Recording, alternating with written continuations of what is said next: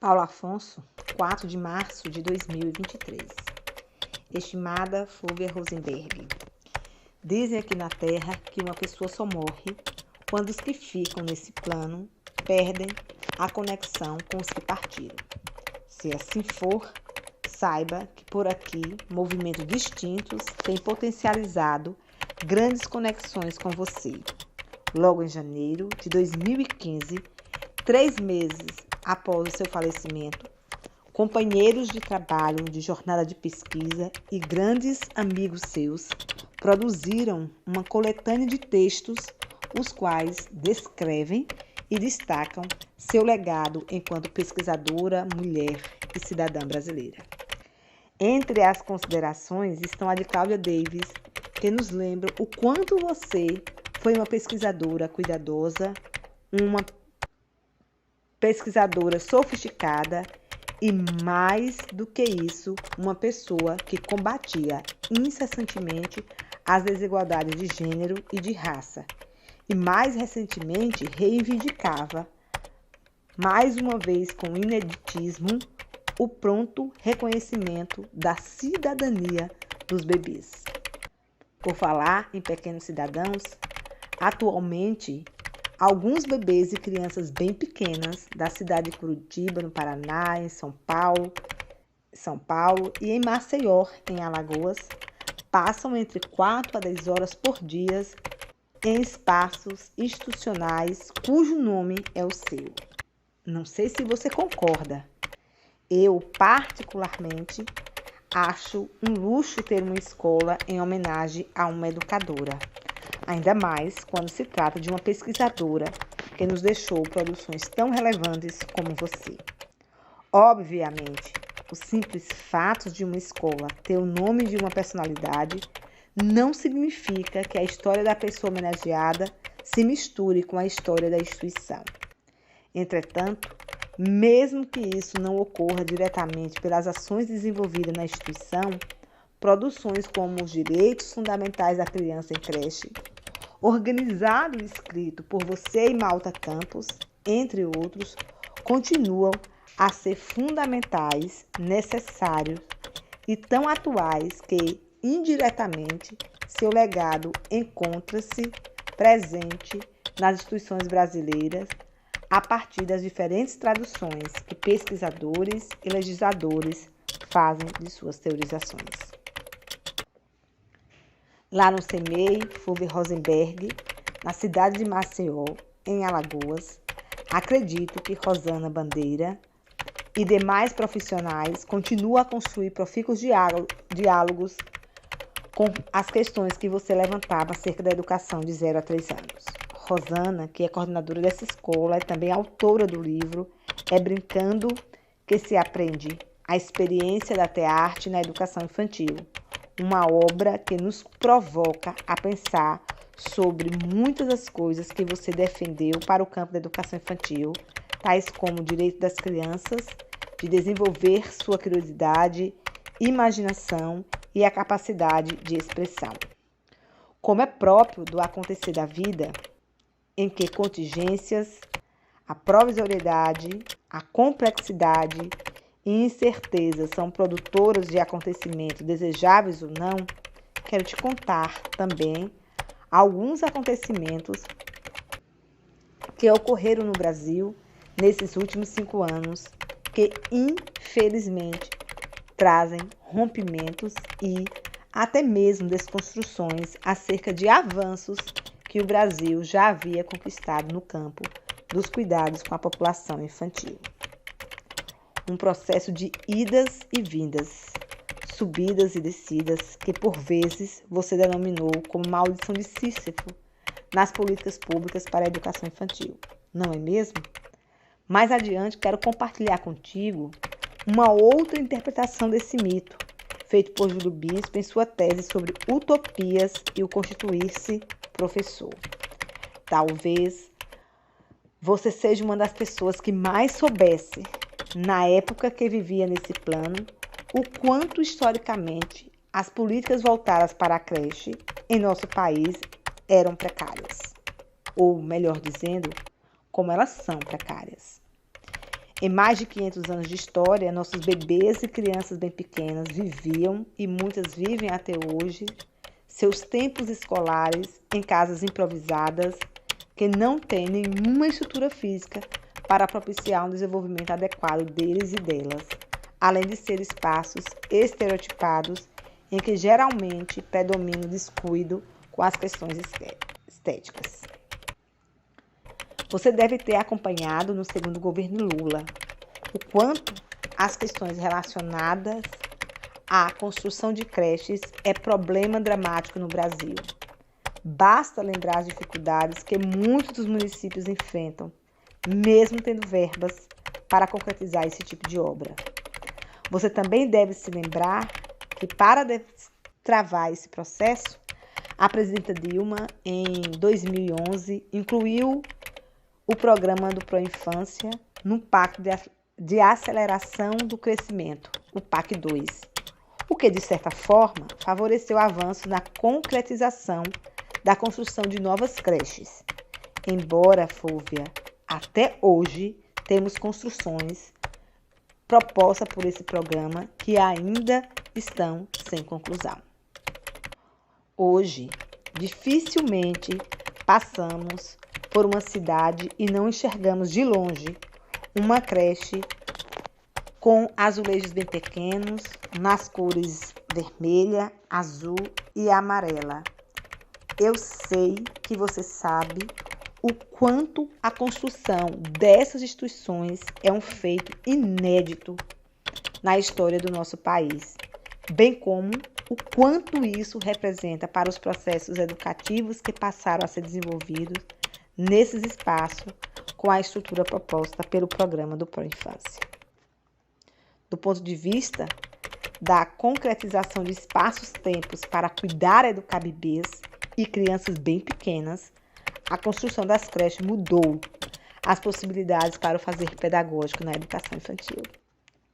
Acho que muitas pessoas, como eu, sonham com o dia em que todas as crianças brasileiras terão garantidas seus direitos de vivenciarem e viverem em espaço creche similares ou com a referência do Proinfância. Antes que você fique assustada, não entenda, por favor, que estou afirmando que construir instituições, comprar mobílias e equipamentos é a solução para os atuais problemas da educação infantil brasileira. De jeito nenhum. Eu sei que boas práticas podem ser desenvolvidas debaixo de um pé de manga. E é claro que o aparato físico não determina a qualidade de educação. Contudo, nós sabemos que muitas das coisas que precisamos garantir para o desenvolvimento físico, social, emocional e intelectual das crianças têm relação direta com a estrutura e as possibilidades do espaço e das linguagens que podem ser desenvolvidas a partir delas. O primeiro governo Dilma foi, nesse aspecto, um período de conquistas importantes para a educação infantil, embora a demanda reprimida para esse segmento não tenha mudado muito desde que você partiu. A dinâmica política, nesses últimos 5 anos, mostra, de algum modo, como a sociedade brasileira ainda não enxerga a importância da educação na primeiríssima infância. Uma sociedade que teima em apostar na criança como futuro do país, um futuro idealizado, mas que não enxerga a infância como presente, tempo de acontecimentos, de atualização, descontinuidades, continuidade, criação, desconstrução e ou construção. Então, é a dificuldade em romper com a ideia de infância que suprime as experiências brincantes, lúdicas, que silenciam os corpos das crianças que podemos destacar. Para você ter uma ideia, nesse segmento, não que para os outros tenha sido diferente, a única ação do MEC nos últimos 4 anos foi a inclusão da educação infantil no Programa Nacional do Livro e do Material Didático. Você não iria acreditar nos critérios estabelecidos para a escolha dos livros. Eles escancaravam a indução pela adoção de materiais cuja abordagem eram similares ou similar às antigas cartilhas. Como você pode observar, Fúvia, essa inclusão foi um modo atualizado de afirmar o mito do passado exitoso, de que escola boa é a escola de antigamente.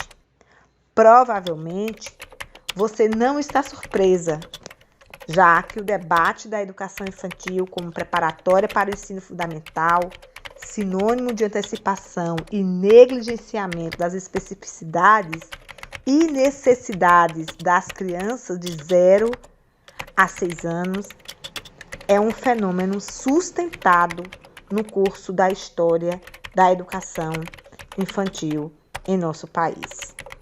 Diante disso, tivemos mais uma vez a tentativa de oficializar a educação infantil como prontidão para resolver o problema da alfabetização.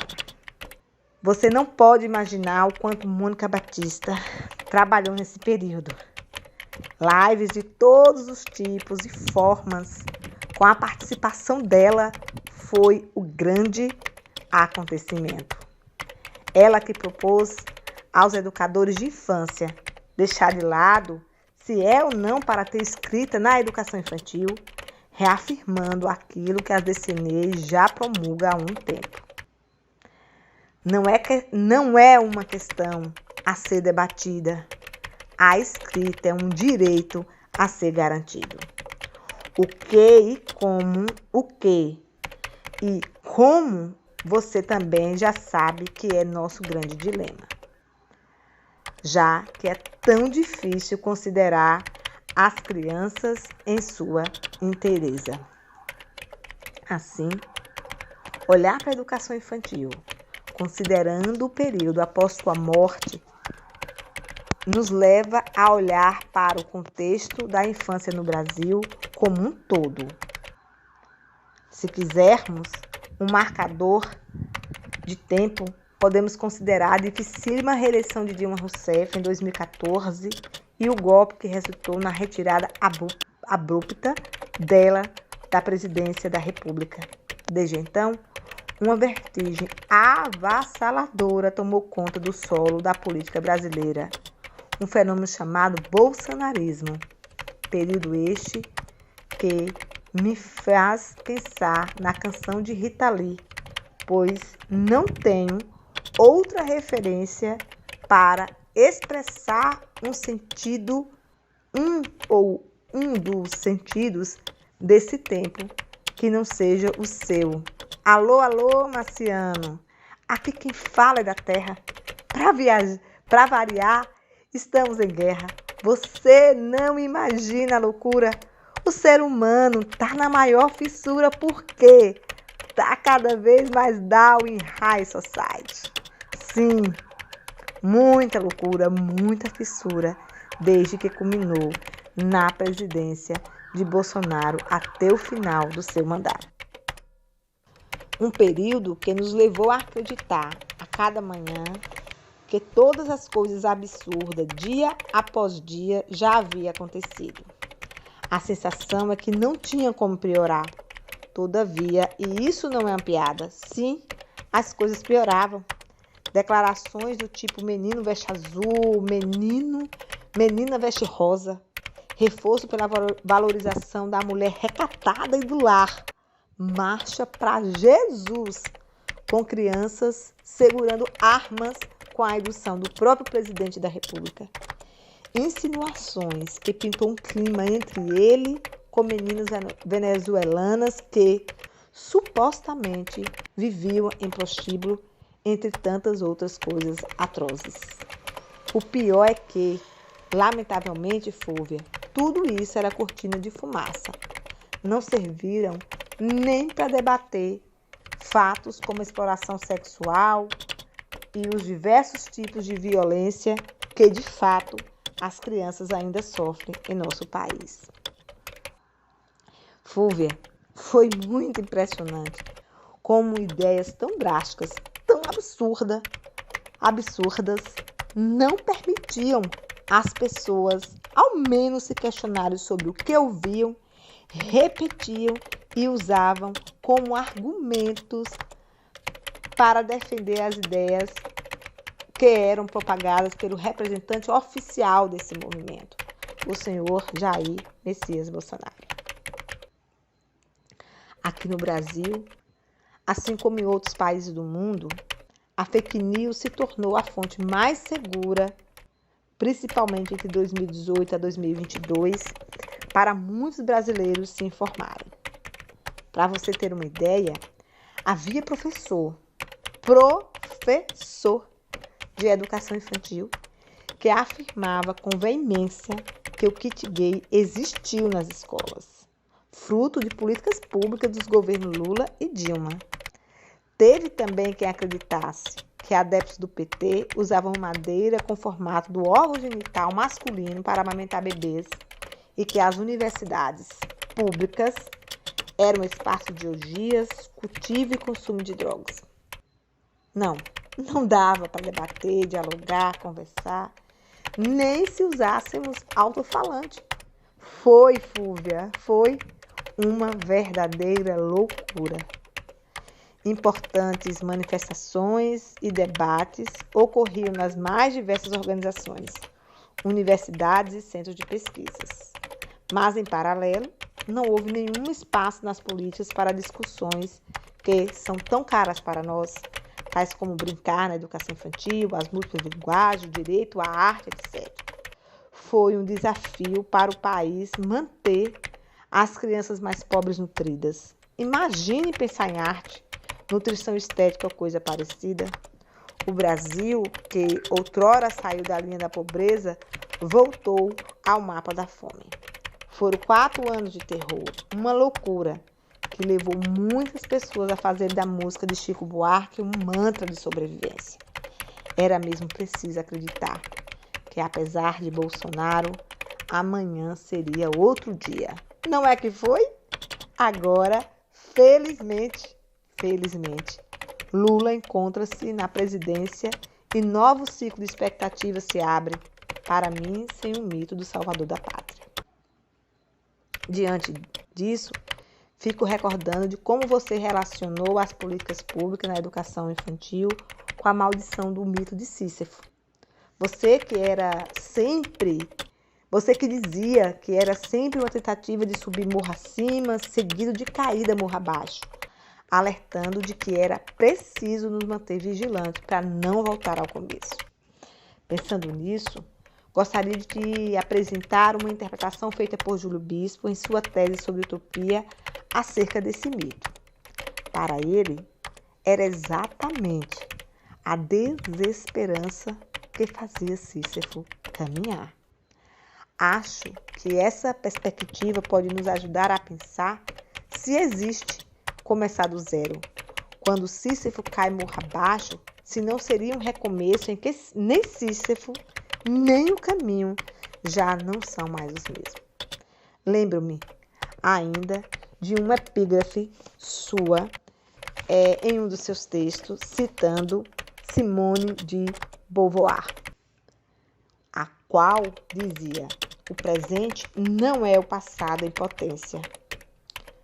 Ele é o momento da escolha e da ação. Se há desesperança, devo estagnar ou persistir?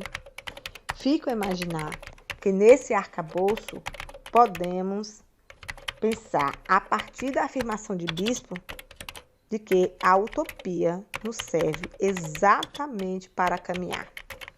O que acha? Saiba que no quadro atual de nosso país, a pobreza nos desafia outra vez mais. A insegurança alimentar tem impactado a vida de milhões de brasileiros, principalmente nas famílias que têm crianças com idade menor que 10 anos. E até a cobertura vacinal, que era um problema a menos, nos convoca para uma força-tarefa. Veja que, com ou na desesperança, precisamos continuar tentando subir morro acima.